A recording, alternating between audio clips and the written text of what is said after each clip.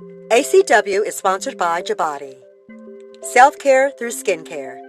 HpDMS is for everybody. Welcome to ACW, an awareness, culture, and wellness podcast. We bring to you topics that address holistic medicine, healing the mind and body, as well as natural alternatives to obtaining optimal health. I am Robin Gabriel-Parson, wellness consultant and host of ACW Podcast. Our discussion today is diabetes and culture. I want to address diabetes and culture mainly because this particular disease is one of the underlying factors to why so many people are losing the fight to COVID-19. Our focus today is to provide our listeners with an understanding of diabetes and why the culture of a people are the triggers to diabetes. You're listening to ACW Podcast. We honor and thank everyone in the fight for social justice. Teachers, healthcare workers, and all of you in high-risk jobs. We know it's stressful, so we have a gift of thanks from us to you. For more information, visit HpDMS.com. That's JABODI.com.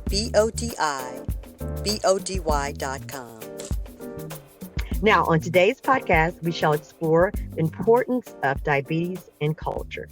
And I have a special guest here to help me explore those topics. I have invited a very special friend who's not only a health and wellness professional by trade, but she's very near and dear to my heart. I appreciate and respect her dedication within the health and wellness industry. She has dedicated her time, talent, studying public health. She's an esteemed wellness professional who received her master's in public health at Emory University in Atlanta, Georgia.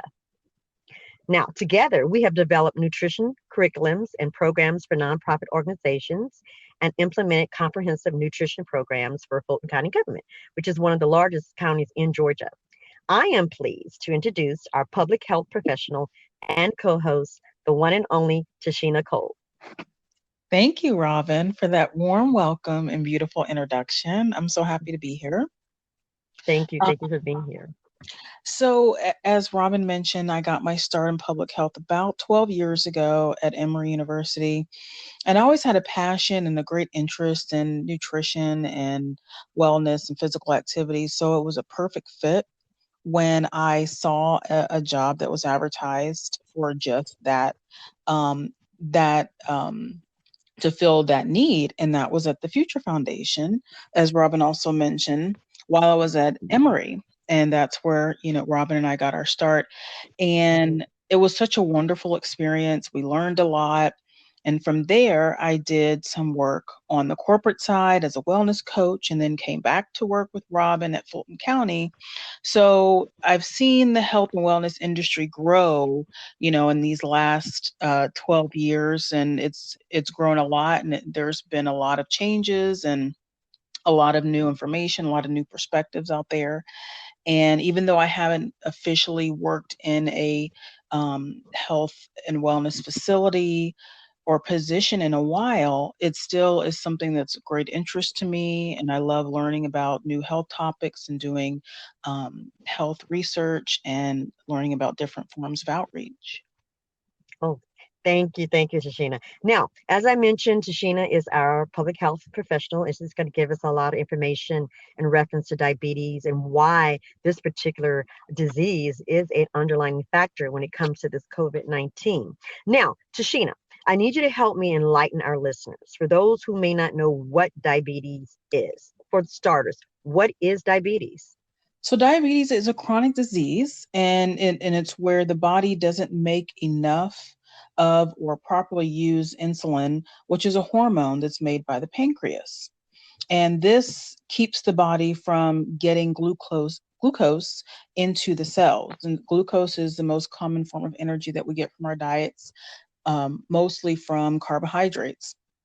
And over time, when we're not getting the glucose into our cells, our organs start to become damaged and even can fail. And that's when you have kidney issues and heart disease and leg problems, eye problems, and the list continues from there. my question to you, and for our lay listeners, and when I mean lay listeners, people who have no idea about the terminology of insulin and glucose and hormones, can you give us just a little bit more information about what is the hormone insulin? Um, how is it beneficial to our body? Can you explain? So to go back, so glucose is a simple sugar, and it's absolutely essential to most every cell in our body, and it's contained in all of our major organs. So when we have an issue with insulin, and insulin is a hormone that the pancreas makes. So in type 1 diabetes, for example, the pancreas doesn't make this particular hormone at all. So that's why it's usually found in young adults and children. It's a genetic type of diabetes mostly. And so insulin is so important because it is the vehicle by which glucose travels into our cells, right? So if there's no vehicle, our glucose doesn't have a ride to get into our cells.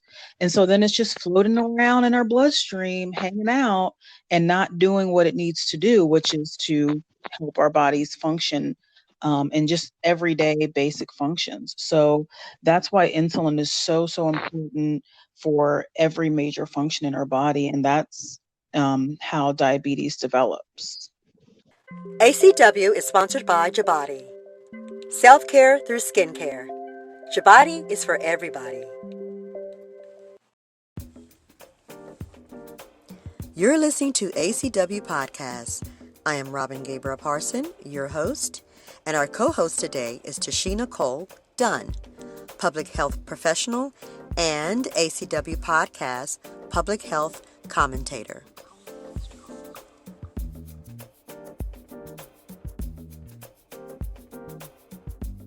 Wow. Now you mentioned type 1, because I do know there's a type 1 and type 2.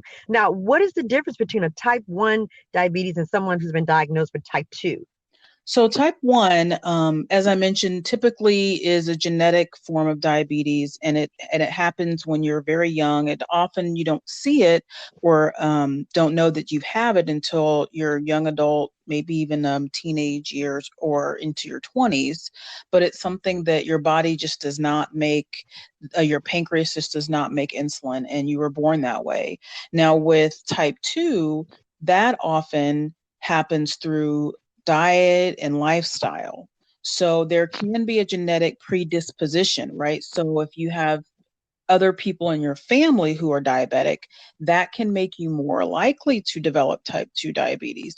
But the majority of the time, it is due to obesity.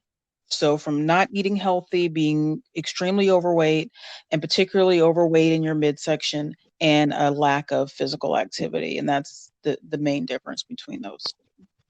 Wow, wow. Now, what really kind of alarmed me, you just made mention of a type 1 is something that you can be diagnosed at a very young age.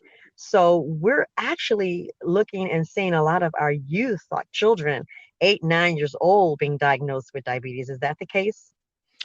Well, yeah. So actually, the young people are getting diagnosed with type 2 diabetes.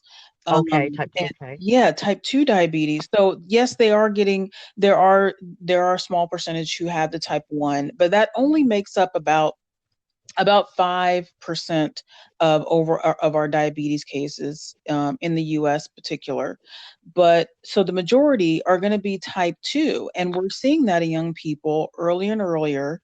And that's why there's such a need for these health programs to really go into the schools and go into aftercare programs to help educate our youth on how to be healthy and how to increase their physical activity. And then, of course, hopefully take that home and continue that education at home.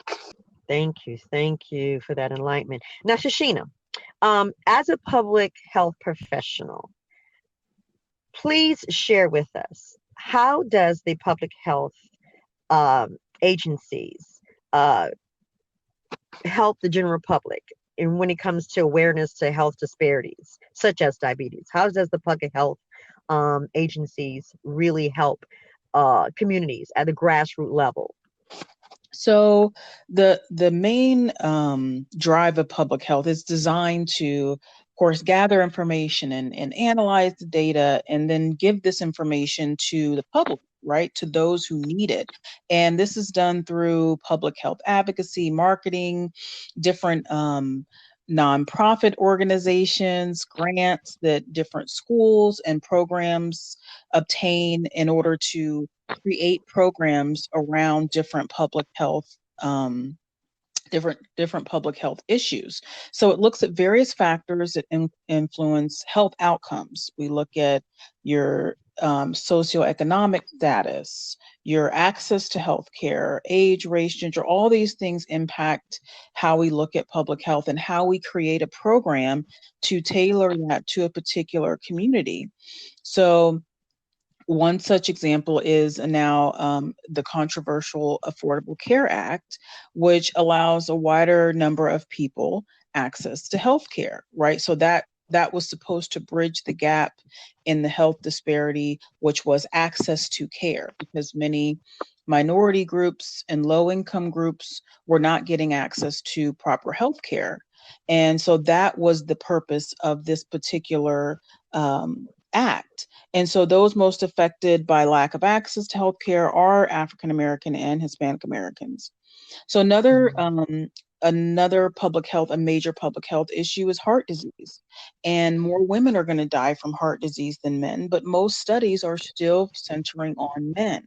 And it's changing, but it needs to move faster because a lot of research is showing that heart disease affects women very differently than men. So there's some things that we have to look at in women that we're not going to be looking for in a man, and especially getting to our younger women, because as you mentioned, these issues are starting earlier and earlier. Right. Now, to summarize and understand the role of public health, this is a health professional agency that conducts studies, they do research, they disseminate health and wellness information and resources to communities. So they really assist communities to obtaining optimal health. So my question is, how are these resources and information being disseminated? Podcasts. Yes, correct. Yes, absolutely. Though that's the world we live in now. So it's social media, everything. It plays a huge role in getting information out there to the people that need it. You still have programming. So your after school program, your school funded program, your government funded programs through grants, you have that as well. But social media is a great way to get a quick blurb through, whether it's a video clip, a tweet, or just a good old-fashioned Facebook post. But media has really been an asset to public health information dissemination. And in addition, like I said, you still have your outreach programs. You even have focus groups and research studies. And studies are really important still because they provide us as health scientists with the information we need to not only look at the disease in the community, but the incidence of disease, right? How much disease is in that community, but also, and more, just as important, is how can we reach that particular community? How is that community going to receive that particular information? And so that's how public health seeks to best get the information to the particular groups and communities that it needs to, is doing research studies, doing focus groups, doing social media blasts and marketing to find out what this community is going to respond to and how they're going to receive it, how best they're going to receive it so that it's effective. ACW is sponsored by Jabati. Self-care through skincare. Jabati is for everybody. You're listening to ACW Podcast. I am Robin Gabriel-Parson, your host, and our co-host today is Tasheena Cole Dunn, public health professional and ACW Podcast public health commentator.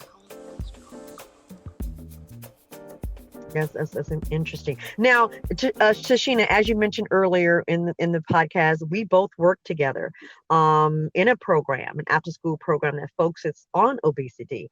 And part of our program was talking about diabetes with our students. Now, what I would like to know as from a public health professional's perspective, how do these agencies work with school systems? Like, for instance, you have young girls, as you mentioned, women are being affected by the disease, and then any other population of people.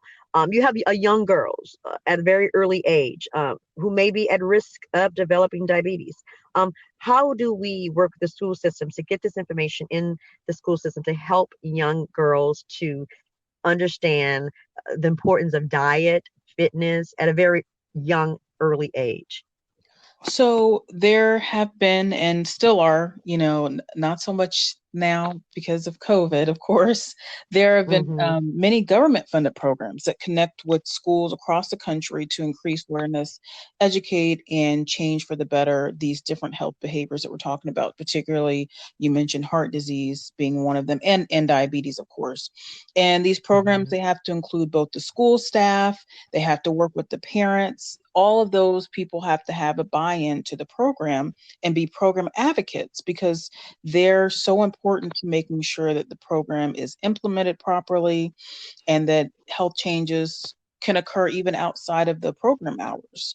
So often these programs use health information on nutrition, whether it's through media, through actual booklets or pamphlets.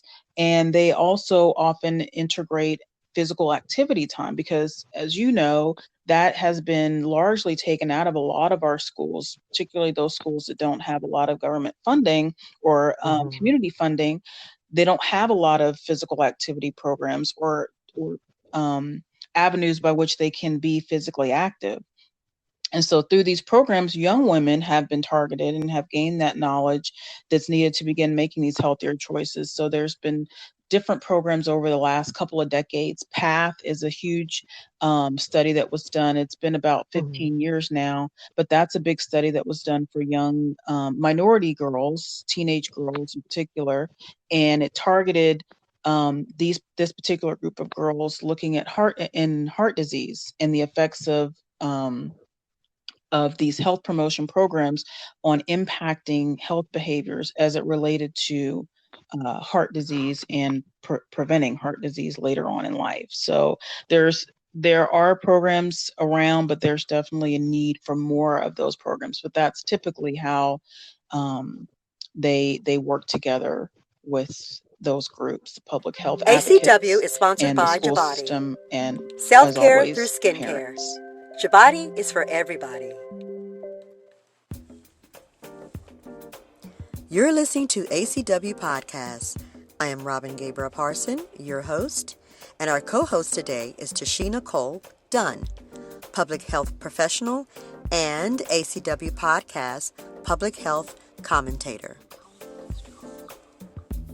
Right, of course, always the parents. Now, as I mentioned earlier in the podcast, this whole conversation is about diabetes and culture. Now, we got to talk about how culture plays a major role. So explain to me, or our listeners, how does culture play a major role when it comes to diabetes? So at the center of diabetes is what you eat and how much you eat, and also your physical activity, but certainly what you eat and how much you eat is huge. And food is at the center of most families, particularly in Hispanic and Afro-Caribbean cultures. And here it's not just the food, but it's the family gatherings, it's those influences, it's feelings of belonging and acceptance that come with all of that. So when you tell someone, right, that I got to eliminate a particular food group that they grew up eating and that their whole family is eating, and you got to create special diets, it starts to make people feel excluded. So it's not just, I got to have this special diet, but now I can't even really feel a part of this family gathering, which is so centered to my culture and part of my being, right?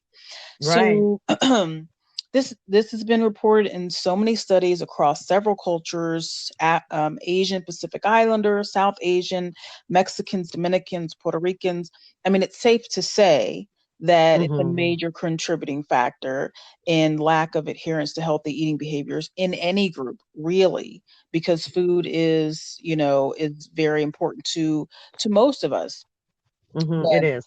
Right. So, but in these and some others, the issue is even more pronounced because of that cultural that cultural tie-in with food and how closely that connects these particular groups that I mentioned and others to feeling like they belong and feeling like they have a sense of community and family. So when you try to target eating behaviors and as you know, trying to target diabetes, you really have to pay particular attention to that and be sensitive to that and really find ways that are going to be effective in keeping someone feeling like they're not giving up part of who they are, part of their culture in order to be healthy.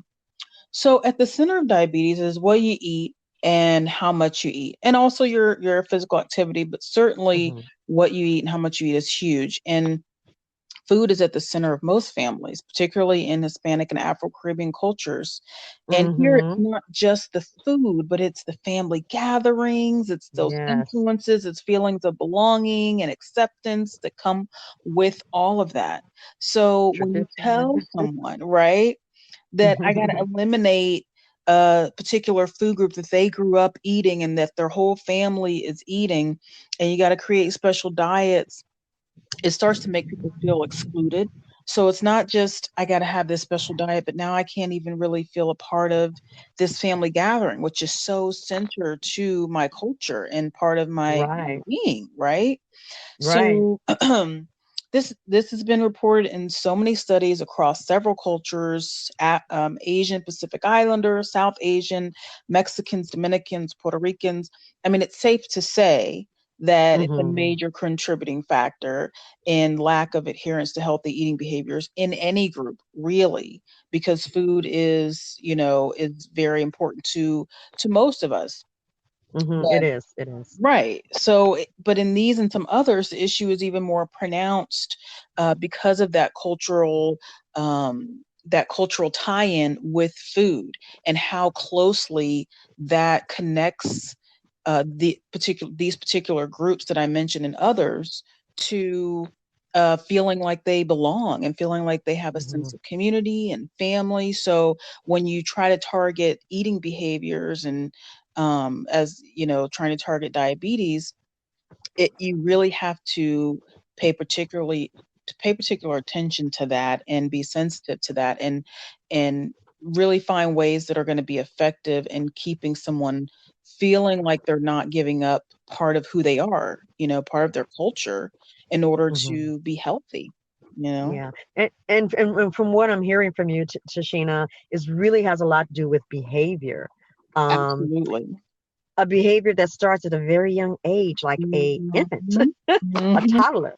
So it's very interesting. So it's safe to say the type of traditional food we are introduced to at a very young age really puts us in a position of developing diabetes, depending on that culture. It can. So, right. So if you are, if your traditional food from your culture is not traditionally healthy and there's no avenues for healthy alternatives, then yes, that will greatly influence you as you grow up. So that's why, as you mentioned, targeting young girls and young people early is so important, because that's when you want to get that knowledge in and you want to get that buy-in from the young people so that they can take it to their families and show them, hey, you know what, we can eat all of our wonderful foods, but there's different ways to do it.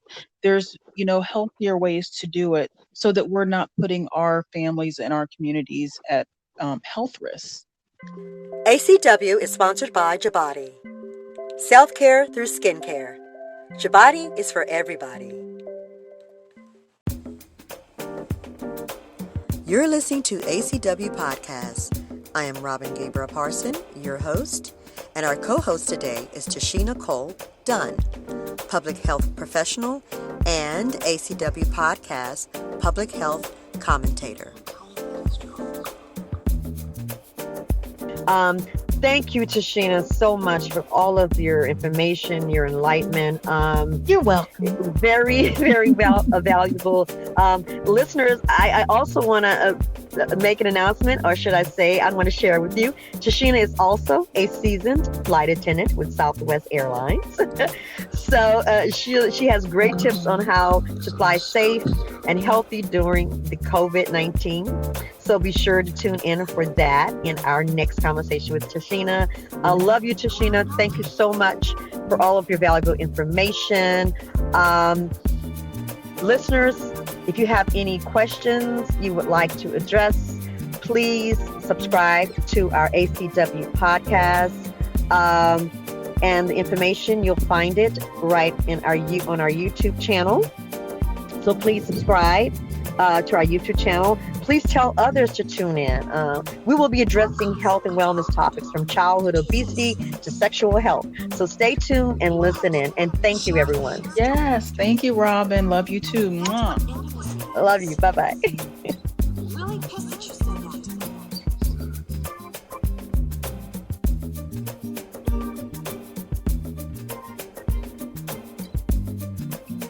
You have been listening to the Awareness, Culture, and Wellness Podcast. We thank you for joining us, and we hope that you tune in to our next Wellness Wednesday as we discuss topics that heals the mind, body, and spirit. Until next time, I'm Robin Gabriel-Parson, your ACW podcast host. If there's a topic that you would like to discuss on ACW Podcasts, please email me at rparson.acw@gmail.com. If you like what you are hearing, please support our efforts by visiting partnershipsinfitness.com. Please click on the support tab and leave your gift. Our goal is to build sustainable communities worldwide. Thank you, and we appreciate you.